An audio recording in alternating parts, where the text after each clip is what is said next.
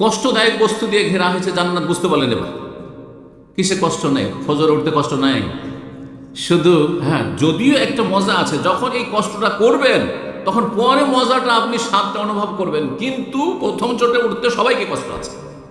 এই না যে আপনাদেরকে ফজর উঠতে কষ্ট লাগে আর আমি খুব আরামে একবারে ঘুম থেকে উঠে যাই।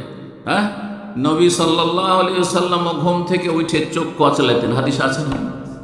হাদিসের আগে বলেছি সহিহ বুখারীতে, ফামাসাহা ইয়ামসাহুন নওমা আন ওয়াজহিহি, চেহারা থেকে ঘুমকে মুছে ফেলছেন। কেন? চোখ খুলতে ইচ্ছা করে না, হ্যাঁ চোখ বন্ধ হয়ে যাচ্ছে না, একটু ঘুমকে তাড়াই। জি, তারপরে ঘুম তাড়াবার জন্য দোয়া জিকির পড়লাম, আলহামদুলিল্লাহিল্লাযী আহইয়ানা বা'দা মা আমাতানা ওয়া ইলাইহিন নুশুর, কিছুটা ঘুম তাড়াইতে পারলাম, তাতেও ঘুম চলে আসছে, তাহলে ওযু করলাম, ঘুম তাড়াইলাম, নামাজ পড়তে লাগলাম, পুরোপুরি ঘুম তাড়িয়ে দিলাম। তখন শয়তান যে তিনটা গিরা বেঁধে রেখেছে, হাদিস আছে, সবগুলি গিরা তখন খুলে, আর তখন মানুষ অ্যাক্টিভ হয়ে যায়, তখন মজা লাগে। ফজরটা পড়ার পরে মজা লাগে, তার আগে কষ্ট সবাইকে লাগে। রোজা রাখতে আগে কষ্ট লাগে না, শুধু আপনাদের কি খিদা লাগে, পিপাসা লাগে, আর আমাকে লাগে না? আল্লাহ নেক বান্দা যারা আরও আছে তাদেরকে লাগে না? সবাইকে লাগে, কিন্তু কষ্ট করতে হবে। এগুলি হচ্ছে ওই যে কাঁটা দিয়ে ঘেরা আছে জান্নাত, ওই জান্নাতে যদি যেতে হয় তাহলে এই কষ্টগুলি আপনাকে স্বীকার করতে হবে। পয়সা দিতে মায়া লাগে না, আরে আপনার জাকাত 200-500 রিয়াল বেরোচ্ছে, এই জন্য হয়তো 500টা রিয়াল বেরোলো, কিন্তু যাদের কোটি কোটি টাকা, লক্ষ লক্ষ টাকা তাদের জাকাত বেরোচ্ছে, আরে 20 লাখ 50 লাখ টাকা জাকাতই চলে গেল, আর তাকে পয়সার মায়া এমন করে তাকে কামড়ে ধরলো যে আর জাকাত দিতে হচ্ছে। এত সহজ নয়। তাহলে তার কুপ্রবৃত্তির বিরুদ্ধে, শাহওয়াতের বিরুদ্ধে তাকে লড়াই করতে হচ্ছে, সংগ্রাম করতে হচ্ছে। একটা সুন্দরী মহিলা রাস্তা দিয়ে চেহারা খুলে বেহায় বেপর্দা হয়ে যাচ্ছে, কাকে দেখতে ইচ্ছা করে না? কোন পুরুষ আছে যে দেখতে ইচ্ছা করবে না? এমন কোন পুরুষ আছে? যত বড় ওলিউল্লাহ হোক, দেখতে ভালো লাগবে পাচ্ছি, কিন্তু কখন মজাটা পাবে? প্রথম তো শয়তান যে মজাটা দিচ্ছে সেটা হচ্ছে দেখলেই মজা, কিন্তু দেখা যখন শেষ চোখের আড়ালে, তখন কষ্ট আর কষ্ট, ফেল ফেল করে তাকিয়ে থেকে কিছুই পেলেন না, কিছুই পেলেন। এটা হচ্ছে গুনহার পরিণতি। নেকির পরিণতি শুনেন, প্রথমখানে যেমনই নজর পড়লো, সাথে সাথে নিচে এখানে মুজাহাদা, নাফসের বিরুদ্ধে আপনি লড়াই করলেন। আপনি, হ্যাঁ কাঁটা দিয়ে ঘেরা আছে জান্নাত, আপনি কষ্ট করলেন, মনের বিরুদ্ধে কাজ করলেন, না দেখতে দেবো না, অন্তর বলছে চোখ তোকে দেখতে দেবো না, সাথে সাথে নজর নিচে যখন নামিয়ে নিলেন, আর তার কিছুক্ষণ পরে 2-4-10 মিনিটের মধ্যেই মনে যে ইমানই একটা প্রশান্তি, এই শান্তিটা ইমানদার মানুষই পরিস্থিতি পাচ্ছে। এবার বুঝতে পেরেছেন? জি হ্যাঁ, কাঁটা দিয়ে ঘেরা আছে। জি, নেকির কাজ করতে গিয়ে প্রথম চোটে সবাইকে কষ্ট লাগে, কারণ সবগুলি নফসের বিরুদ্ধে, সবগুলি শয়তানের বিরুদ্ধে, সবগুলি কুপ্রবৃত্তির বিরুদ্ধে। আর মানুষের মনের একটা চাহিদা কামনা বাসনা আছে, কে চায় না রাতারাতি বড় লোক হতে? কিন্তু আপনি একটা পয়সা হারাম ঢুকতে দিচ্ছেন না। আর একজন লোক রাতারাতি আপনার চোখের সামনে দেখলেন, একসাথে আসলাম, সে অশিক্ষিত মূর্খ গণ্ড, আর আমি এত বড় ডিগ্রি নিয়ে এসেছি, মাস্টার ডিগ্রি করে এসেছি, আর এত লেখাপড়া কষ্ট করে করলাম, আর আমার মাস গেলে টাকা পয়সা শেষ হয়ে যায়। নাফসের বিরুদ্ধে লড়াই করতে হচ্ছে, না হলে হারাম থেকে বাঁচা যাচ্ছে। আল্লাহ বোঝার তৌফিক দান করুন।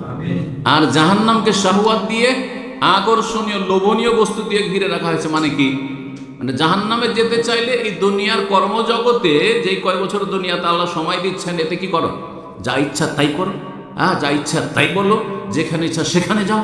জি, সুতরাং এখানে ইমানের ধারধারণা কুফরি করে, শিরক করে, আর তারপর আল্লাহ দ্রোহিতা করে, আর তারপরে ইচ্ছা মতো চলাফেরা করে, পশুর মতো ঘুমায়, পশুর মতো জাগে, নামাজের ধার ধারে না, আর যখন ইচ্ছা তখন খায়। সুতরাং রমজান মাসও খেতে থাকে, দিনে পানাহার করতে থাকে, ইচ্ছা মতো চলাফেরা করে, যেখানে ইচ্ছা সেখানে যায়। মদ খেতে ইচ্ছা করে মদ খায়, আর তারপরে বিড়ি সিগারেট ধূমপান যা কিছু করতে হয় জর্দাখোর, আর তারপরে আপনার জেনা ব্যভিচার। হ্যাঁ স্বাভাবিক, বিয়ে করবেন আর একজনে সীমিত রাখবেন, আর তারপরে একাধিক করলে কতগুলি ঝুঁকি নিতে হবে, অত সহজ বিষয় নয়। যদি ইনসাফ করতে চান, একটা স্ত্রীতে শুধু সীমিত থাকবেন, একজন স্বামীর সাথে সীমিত থাকবেন একজন মহিলা, আর তাতে বেশ কিছু দায়িত্ব পালন করতে হচ্ছে, পুরো ভরণ পোষণের দায়িত্ব তার, তারপরে ছেলে মেয়ে হবে, তাদের সব দায়িত্ব ইত্যাদি ইত্যাদি।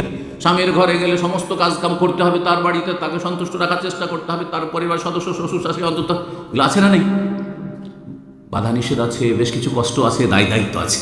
এগুলি কি মাকারে? জান্নাত যেতে চাইলে কষ্টদায়ক বস্তু দিয়ে ঘিরে রাখা হয়েছে, আর জাহান্নামে যেতে চাইলে বিয়ে করবো না, সুতরাং ছেলে মেয়ের ওই দায়িত্ব বোঝা উঠাইতে হবে না, আর স্ত্রীর ভরণ পোষণের বোঝা উঠাইতে হবে না, আর তারপরে একজনে কেন সীমিত সেঞ্চুরি করব, এক শ্রেণীর লম্পট, যারা সেঞ্চুরি, আমার এতগুলি মেয়ের সাথে সম্পর্ক, এতগুলি মেয়ের সাথে আমি এই করেছি, নাউজুবিল্লাহ মিন যালিক, এরা দুনিয়াতে জাহান্নামে যাওয়ার জন্য বন্দোবস্ত করে নিয়েছে।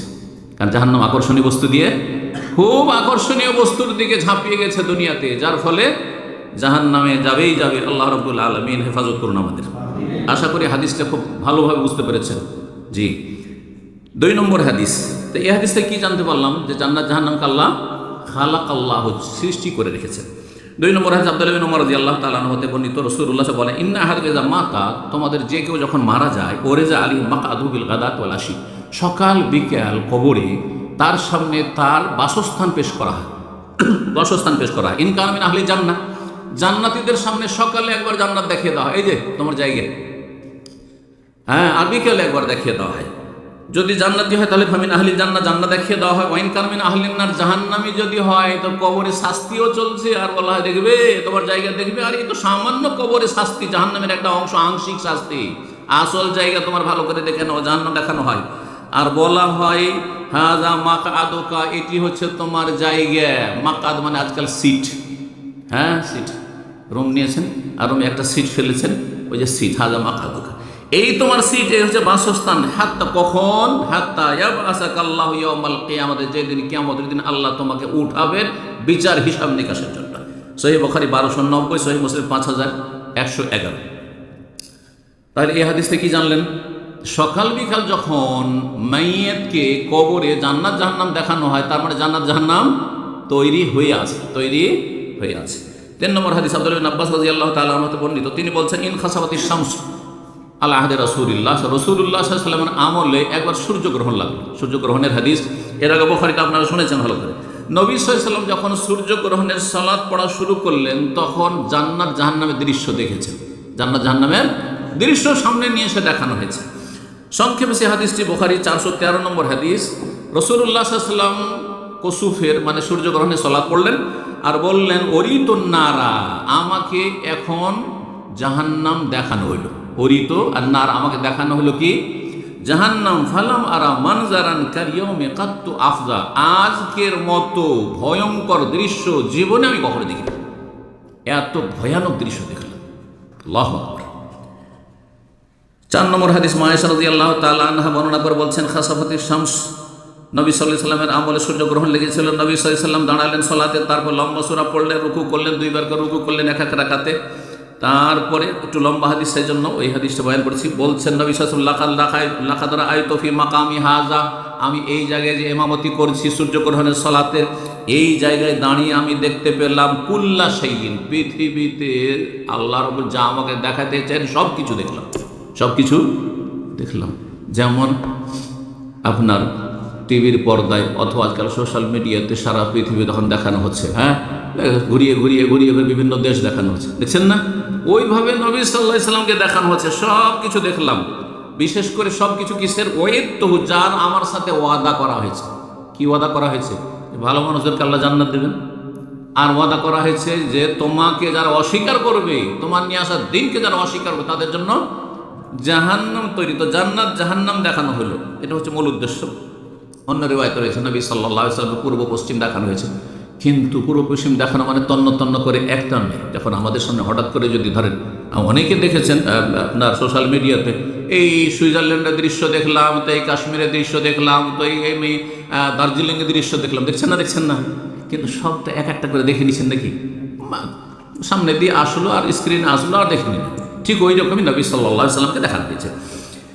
বলছেন হাত্তা লাকাদ রাআইতু উরিদু, আমি যখন দেখলাম জান্নাত, আর জান্নাতের বাগানে বিভিন্ন ফল ফলারি, তো ইচ্ছা হলো যে আঙ্গুর দেখে এত চমৎকার লাগলো, আন আখুযা কিতাফাম মিনাল জান্নাতে, জান্নাতের একটি আঙ্গুরের গুচ্ছ আমি নিয়ে নেবো, সেখান থেকে হাতের নাগালে চলে এসছে, পেড়ে নেবো আর খাবো। হিনা রাআইতুমুনি জাআলতু আতাকাত, যখন আমাকে দেখছিলে যে আমি নামাজ পড়তে পড়তে সালাত আদায় করতে করতে সামনে এগিয়ে চলে গেছি, সামনে ধরার জন্য এগিয়ে চলে গেছেন রাসূলুল্লাহ সাল্লাল্লাহু আলাইহি ওয়াসাল্লাম। ওই সময়টায় আমি জান্নাতের দৃশ্য দেখছিলাম আর ফলটা আমি গাছ থেকে পাড়তে চাইছিলাম। ওয়ালাকাদ রাআইতু জাহান্নাম, আর আমি জাহান্নামকেও দেখলাম, ইয়াহতিমু বাযুহা বাযান, তার একটি অংশ আর একটি অংশকে যেন চূর্ণ বিচূর্ণ করে দিচ্ছে, চূর্ণ বিচূর্ণ করে দিচ্ছে। এই জন্য জাহান্নামের একটি নাম হচ্ছে হোতামা, লা ইউমবাযান্না ফিল হোতামা, চূর্ণ বিচূর্ণ করে দিচ্ছে এক একটি অংশ, মনে হচ্ছে খেয়ে ফেলবে। হিনা রাআইতুমনি, যখন আমাকে দেখলে, তাআখারতু, আমি পিছিয়ে গেলাম।